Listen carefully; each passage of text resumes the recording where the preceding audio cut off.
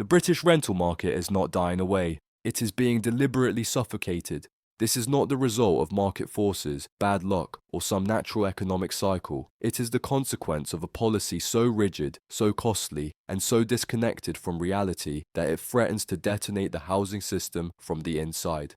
Millions of tenants are being pushed toward insecurity. Tens of thousands of ordinary landlords are being driven toward financial ruin. This is not a correction, it is a controlled demolition. Picture this for a moment. You own a property, not a mansion, not a portfolio of luxury flats, just one home. Maybe it's a modest terraced house you bought decades ago as a form of retirement security after a lifetime of work. Maybe it's your parents' old home that you decided to keep in the family, renting it out to supplement your income. Nothing extravagant, nothing greedy. Now imagine the state arriving at your door. Not with help, not with support, but with a demand. They hand you a bill. Not a few £100, not even a few thousand. A 5-figure demand, £15,000, sometimes more. Then comes the threat. Pay this bill by 2028 or you are breaking the law. They tell you that unless you carry out a specific set of upgrades, your property becomes illegal to rent. You are forbidden from earning income from it. You are forbidden from housing another family. Overnight, your investment becomes a liability, a stranded asset, a financial anchor dragging you under. This is not some bleak, dystopian fiction dreamed up by George Orwell. This is happening now. This is the reality created by the new energy efficiency requirements, specifically the push to force all rental properties to reach an EPC rating of C. This policy is being championed under the banner of compassion and climate responsibility by the Labour Party and the current Housing Secretary, Angela Rayner. They call it a fight against cold homes.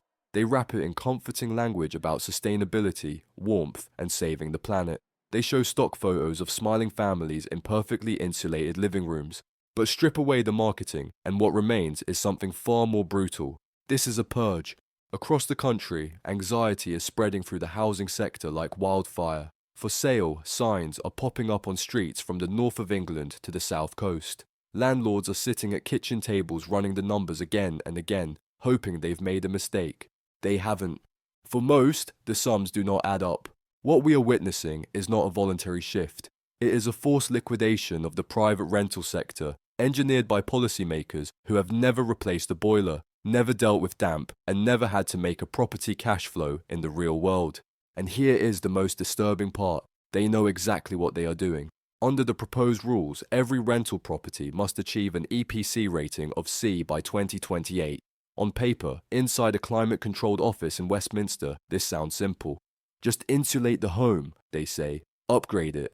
But Britain does not live on paper. Britain has one of the oldest housing stocks in Europe. We are a country built on Victorian terraces, Edwardian cottages, and early 20th century semis. These homes were designed to breathe. They were constructed with solid brick walls, slate roofs, and suspended timber floors. They were never designed to be sealed airtight like modern new builds.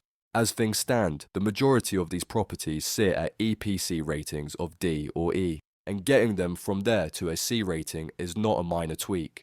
It is not about changing light bulbs or adding thicker curtains. It is invasive, it is destructive, it is expensive. We are talking about tearing homes back to their skeletons. External wall insulation that smothers historic brickwork in plastic rendering, often trapping moisture and causing long-term damp and mold issues. Floorboards ripped up to install insulation beneath, destroying original features in the process.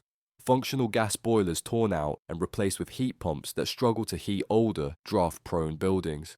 These systems are not only costly, they are often unsuitable. Even the government's own optimistic projections admit to costs around £10,000 per property. But anyone who has spoken to a builder in the real world knows that figure is a fantasy. Materials are expensive, labour costs are high, skilled trades are stretched thin. In practice, retrofitting a typical brick terrace to EPCC regularly costs £20,000 or more. In some cases, the bill climbs toward £30,000, and the insult doesn't end there. The EPC system itself is deeply flawed. It is a blunt bureaucratic instrument driven by an algorithm that frequently defies common sense.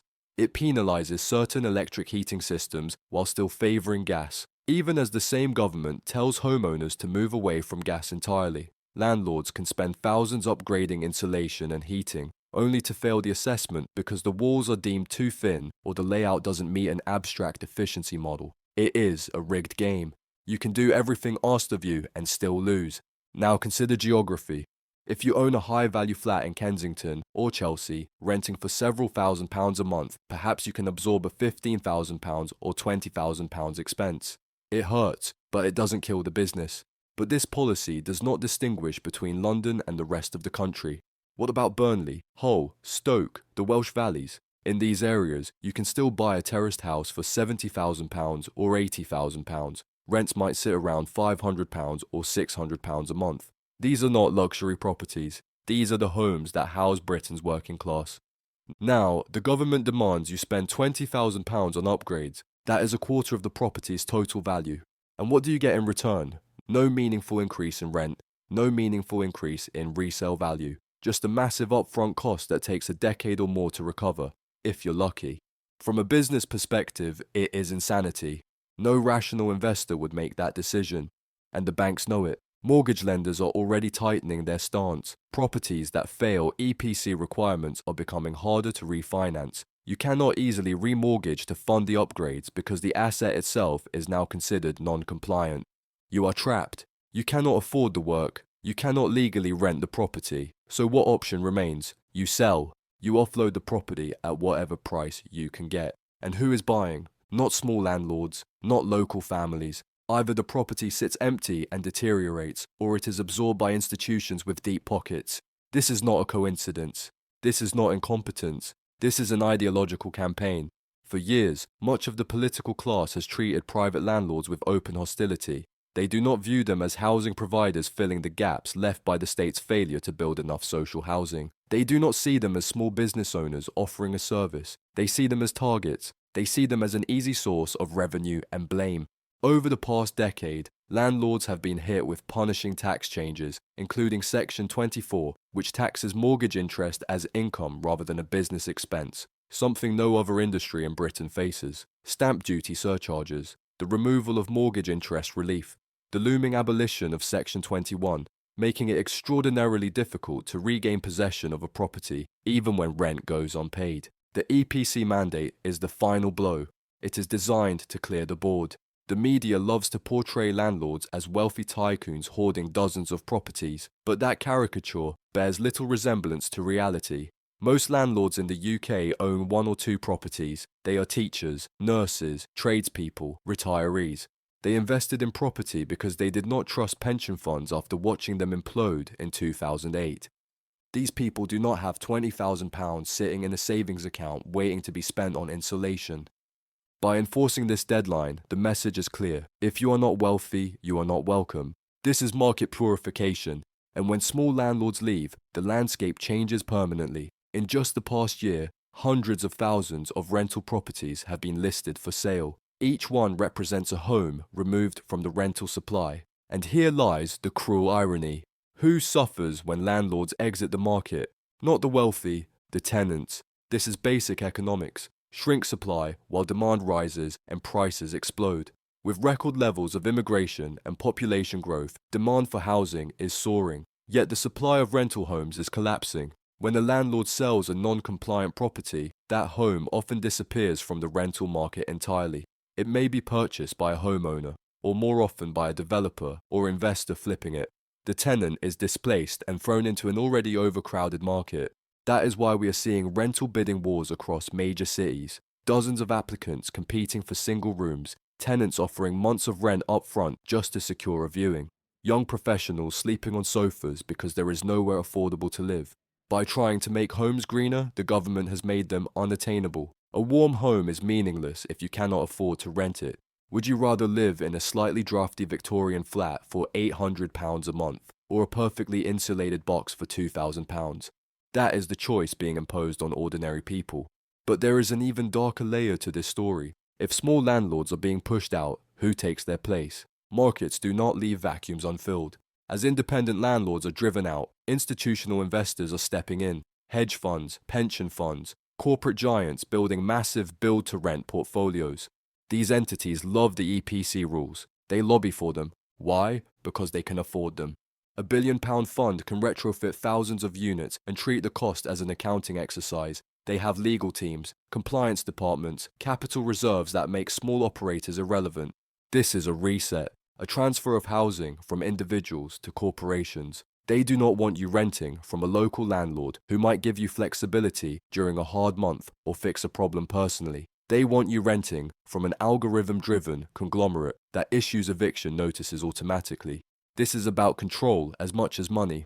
By destroying small-scale property ownership, the government is dismantling one of the last paths to middle-class wealth. Britain is being reshaped into a nation of permanent renters, dependent on corporate providers and state systems. And the hypocrisy is staggering. While landlords are threatened with prosecution over EPC ratings, the government spends millions every day housing migrants in hotels that would never pass these standards. State-owned buildings are exempt. Politicians' own properties are untouched. Listed buildings in Westminster remain unwrapped, unaltered, and immune. The rules apply only to you. Historic streets are being defaced, brick terraces threatened with plastic cladding to satisfy spreadsheets designed by committees detached from real communities. So where does this leave us? On the edge of a housing crisis. The deadline is approaching, the costs are real, and the government is not backing down. Landlords face a brutal decision: pay the money, if you have it, and hope the targets do not move again. Or sell now and escape while you still can. Tenants should prepare for worse shortages and higher rents. This is the EPC trap. Efficient, relentless, devastating. They are creating a wasteland and calling it progress. They are creating homelessness and calling it compassion. They are dismantling the middle class and calling it justice. The question is simple: will you comply or will you walk away? Let us know your thoughts in the comments. This is Britain Press Room.